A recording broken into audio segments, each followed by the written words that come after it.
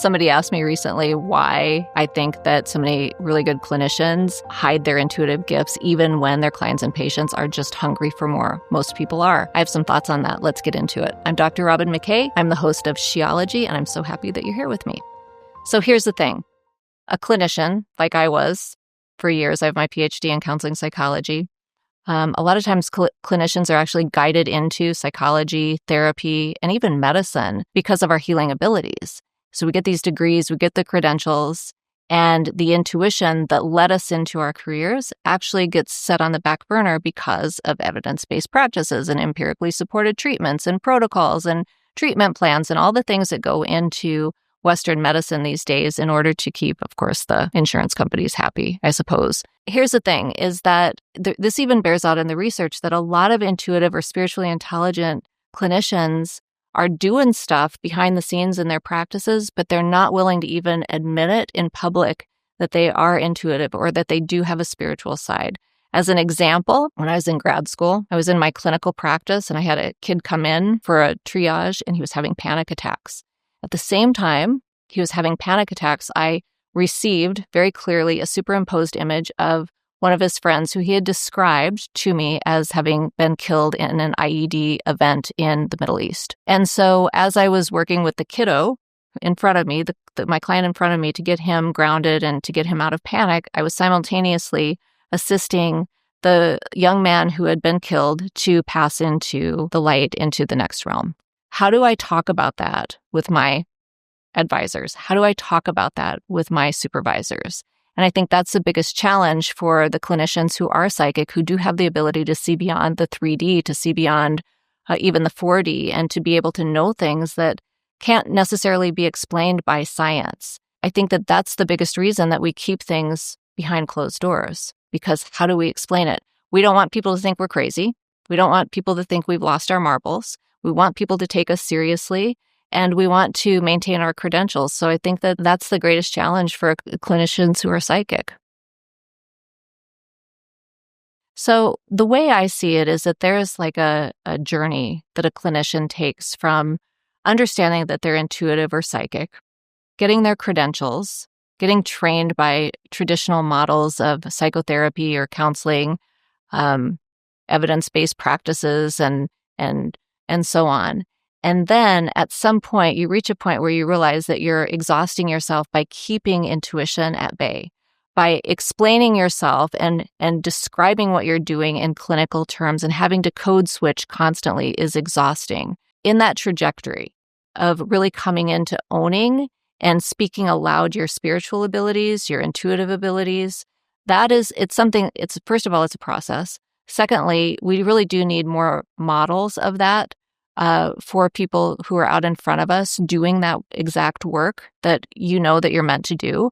And I think that's one of the reasons that clinicians come to me, is because I've integrated both the intuition and the intellect and the credentials all into sort of this place that I am now at the intersection of psychology, energetics, and spirituality. But this process is something that I don't think everybody understands or even knows that there is a process, because really the challenge is that when you're sitting in and you're siloed in a solo practice and you don't have anybody else to talk to, you don't have anybody else who gets your perspective, and you worry constantly about if I say something or if I act in a certain way that goes outside of the box of what we think traditional therapy can be or is. I think that that's a really debilitating place for clinicians to be, actually. There's a big cost in the profession when we say, keep it clinical. Don't talk about the mystical. Don't talk about the dead grandfather that's standing right beside your client. Don't mention that. They didn't come here for that. Focus on cognitive behavioral therapy. Focus on motivational treatments, whatever it is. The cost is immense. Not only are you ignoring what you already know for sure, you're not trusting the client to be able to handle it. And the whole basis of clinical work is relationship, isn't it? I mean, we know that the evidence bears this out, that 30% of transformation occurs because of the relationship that we have with our clients. And so wouldn't it stand to reason, if we have a good relationship with our clients, that if I have something that is unique or that is perhaps useful to them, that I would share that with them. Now, here's the thing, is that when we're looking at what's unique and useful for the clients, we have to be able to gauge, are they able to receive it? And that's where clinical discernment comes in. That's where our professional ethic comes in, to be able to make those clinical calls in the moment based on who's sitting in front of us as a client. That, I think, is the most important thing as we're getting into this understanding of how we start integrating our psychic or intuitive abilities into clinical practice.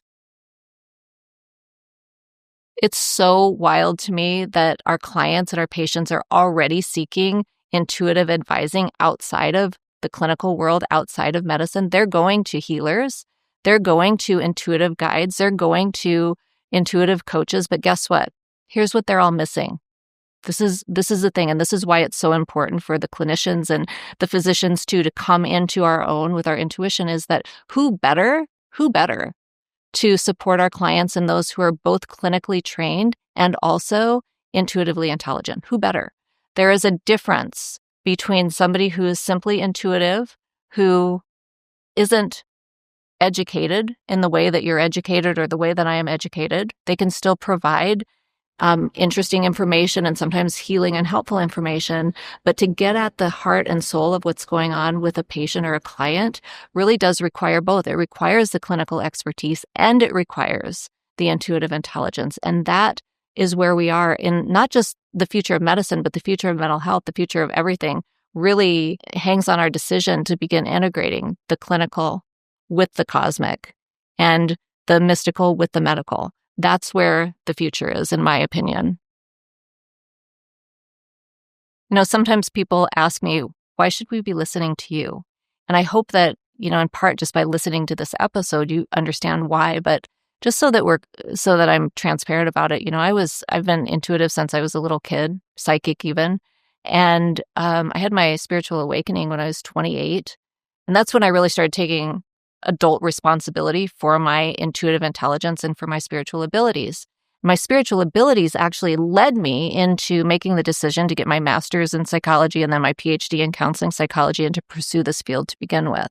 So my whole life has led with intuition, and then the credentials came in on top of the intuition, if that makes sense. And so when we look at somebody like me, I'm sure if you're listening to this, you can probably relate to that. You've probably been intuitive since you were a little kid and you're credentialed, but somehow that intuition got put on the back burner, or you feel like you're, operating with one hand tied behind your back. But when you come fully into the both the clinical and the cosmic and the medical and the mystical, that's when the true miracles happen in your life, but also in your clients' and patients' lives as well. And so here's the thing. If this landed for you, I'd love to hear from you. You can book a call with me to do a psycho-spiritual evaluation just to see where you are in your practice, where you are in your life, and what's next for you. We'll put the link in the show notes to book your call, and I look forward to talking to you. That's our show for today. Be sure to subscribe on YouTube and leave a review wherever you're listening to your audio podcasts.